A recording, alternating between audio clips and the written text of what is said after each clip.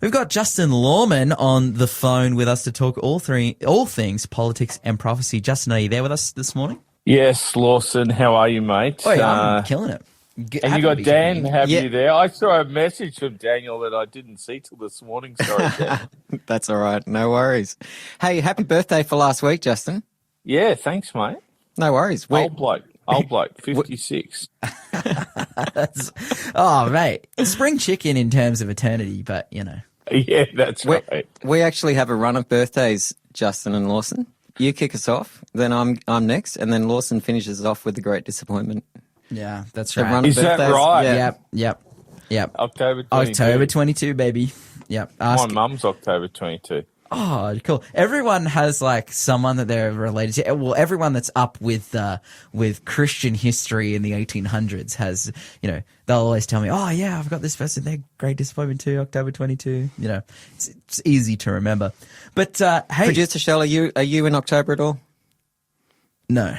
Yes? I have a son and a granddaughter. Okay. There you go. All right, sorry. Let's launch it into... Yeah. Let's Politics do this. and prophecy. What's going on? Look, there's a big meeting later this week. It's like Wednesday, our time. Trump is in Malaysia at the moment. Mm-hmm. But everyone's holding their breath for what happens when he meets with Xi, the leader of China. China announced on the 10th of October that rare earths are going to be restricted. That's led to Albanese and Trump becoming besties. Or maybe that's an exaggeration. But this rare earth issue is very, very important.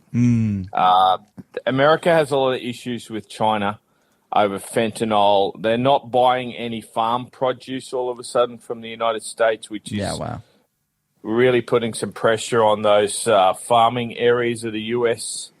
for Trump. But rare earths, it's a deal breaker. I think Ford said they can only manufacture cars for 6 weeks. Yeah, wow. If rare earths are switched off by China. Their ability to make weapons, their ability to build anything that has electronics, magnets, and all these things that are involved in heavy rare earths.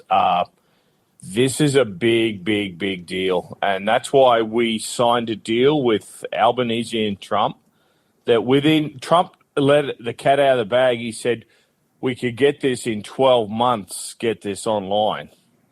So there's a 12-month gap, and China has actually got quite a hand here to play against Trump's tariffs. So the world's waiting. They tend to pull it out of the fire, it seems, in recent years. But if it doesn't, this is a big, big deal. Yeah. Is this then really the moment in which America has lost the tariff wars? Do you think over this it's like if so many big players in various industries are unable to continue because of the breakdown of this trade relationship, and the pressure on that trade relationship has solely been coming from a particular person and a particular, you know, economic strategy that they've taken on, does that mean it's just, hey, dump the strategy, it's over? No, I don't think Trump can dump it. I think they're too far down this road. Mm-hmm. Let's see. It's going to be interesting. Yeah. But rare earths, this is the big, big issue moving forward. And I think America, the guys around Trump, that's the ones you look at. Mm-hmm. Peter Navarro, Besant, all these guys, they are China hawks. They want to destroy their economic relationship with China long term. They want to decouple. They want to preempt a kinetic war by actually destroying China economically. So this is not just Trump's tariffs. These is whole of Trump's team are on this same page. So I think this runs very deep within this administration. Yeah, 100%. I'm right there with you, and because you know this is the rival. I think for a long time it was looking like US and Russia, but I think since the Russia-Ukraine war, Russia has found itself in more trouble domestically than it can think about overseas. At least on its very own border. But yeah, this is the battle of superpowers. And it's, I just, thinking back to earlier this year and tariffs and when they came out, I'm like, I understand the strategy from the American point of view of, balancing the trade flow and whatnot. But also by putting tariffs on every other country, it's kind of pushed them into the arms of your competitor. Like, if you really wanted to beat China, wouldn't it have been you put tariffs on them and then lower the tariffs for everyone else to get them on your side and get China stuck? But now it's the other way around. And that's like you're talking about produce, and there's millions and millions of pounds of soybeans that America usually sells to China that they cannot get off their hands now because China's turned off the tap.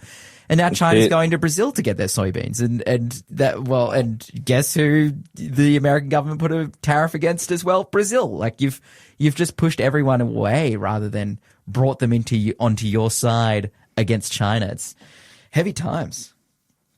Yeah, and China's economy is in big, big trouble. Mm-hmm. That's something that's rolling along in the background. Yeah. Besant came out and said they're in a depression.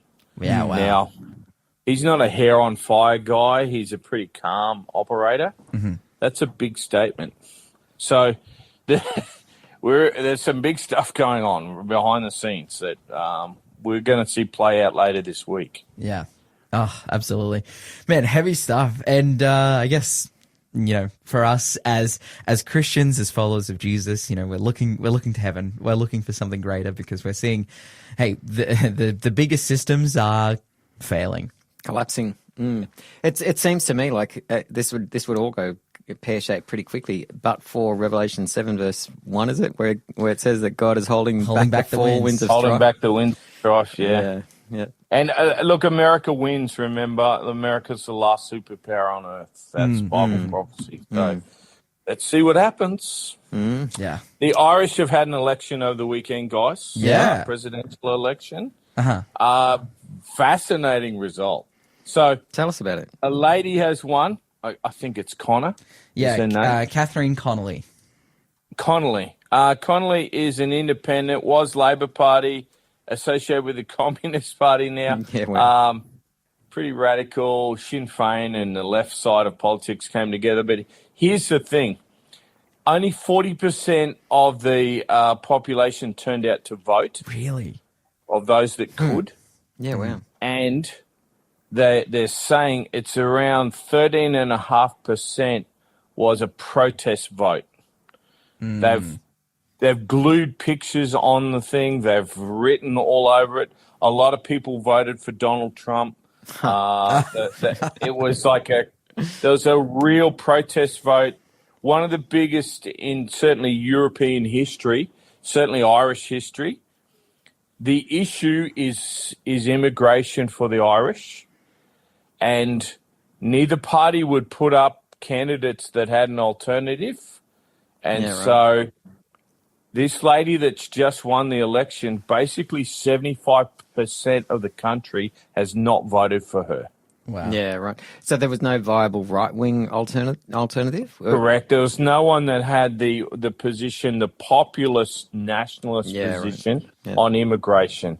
And so this is quite dangerous in the sense that you've got a new government, a new leader or administration who don't really have the support of the people. And the whole political system that we all just take for granted, which in human history is not very old, that is actually in jeopardy when you have this sort of massive protest against, not just against one party, but against the whole political sort of machinations on how the government works. So it could be a reflection of what's happening across in England. Would that be? It's a reflection of England, France, Germany. Keep calling the names, man. Yeah. This populist nationalist stuff has become the absolute vogue.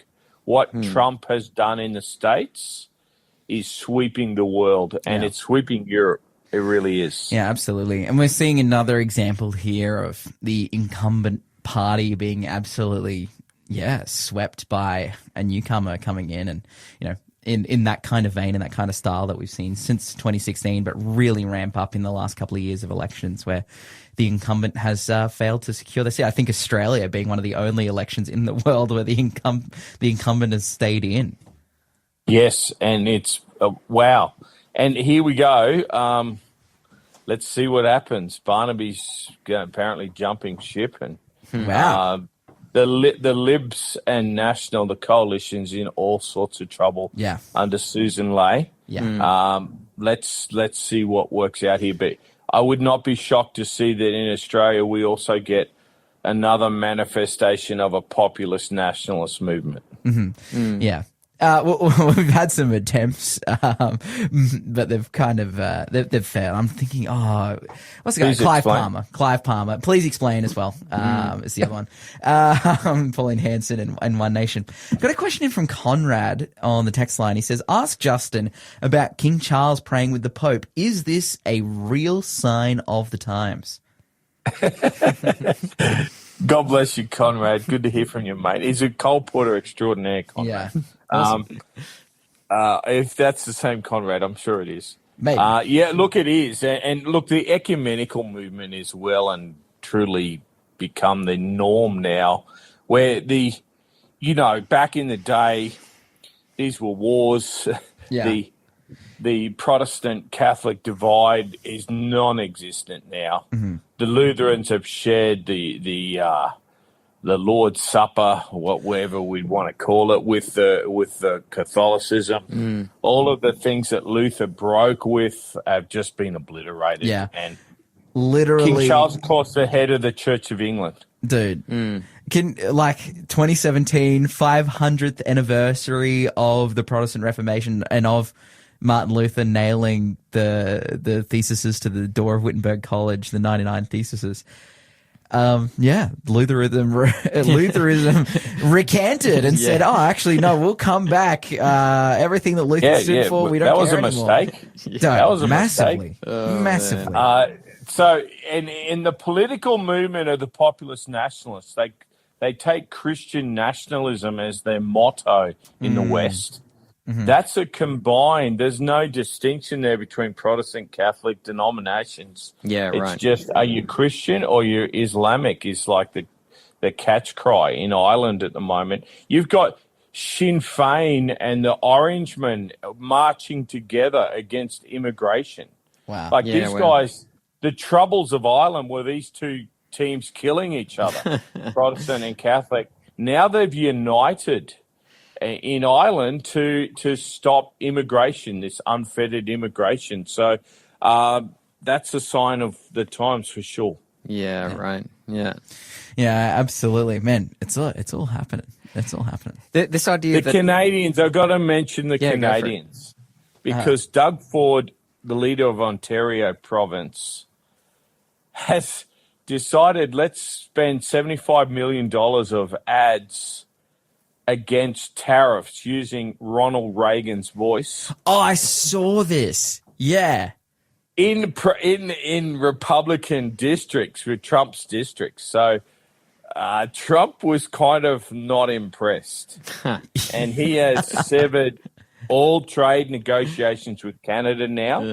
It is looking very dire. Yeah. For the Canadians, they poked the bear and the bear massively.